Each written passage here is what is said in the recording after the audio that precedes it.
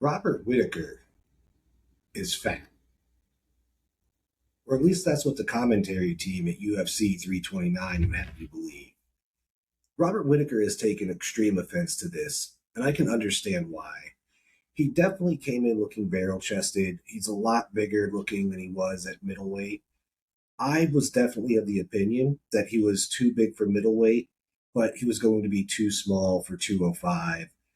I really thought Krylov was going to be the bigger, heavier fighter, and he was going to use that weight to control things.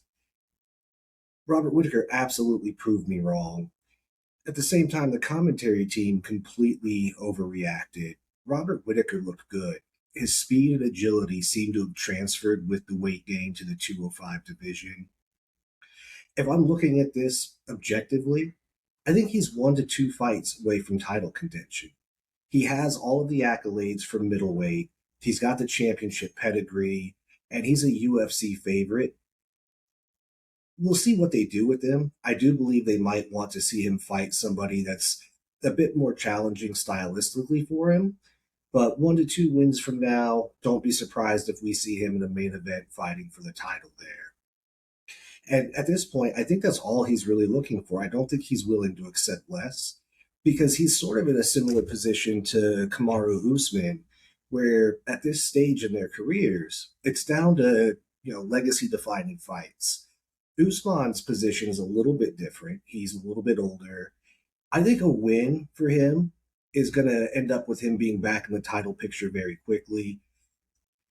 On the flip side of that, I think a loss could really trigger the possibility of retirement for Usman. He's already been building a media career. He's been doing a lot of analysis, more podcasts, and he can make a lot of money not getting punched in the face in order to cash that check. So I'm definitely pulling for him to have one last run. I think it'll be very exciting to see him have that shot. This is going to be a tough matchup for him, but it's one that I realistically think he can win. I think he's going to be very motivated. He's had some good time off to recover, and I think we're going to see a better version of him than we saw in his last couple of fights. Keep an eye on that one because that's going to be the end or the relaunch of a career. Same time, I think Tabatha Ricci is in a similar position. She's fighting down in the rankings. She hasn't quite lived up to the potential and the hype that the UFC had behind her. And I want to make no bones about it. Tabatha Baby Shark Ricci is absolutely one of my favorite fighters in the women's division. Fatima Kline, however, is surging. And at 9-1, she's got a lot to gain by beating Ricci. Obviously, that's going to put her very quickly in the top 10, start to get her into the title contention conversations. Ricci has a lot more to lose, however.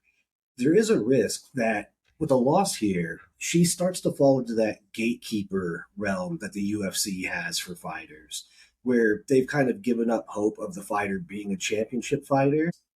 So my pick here is going to be Klein.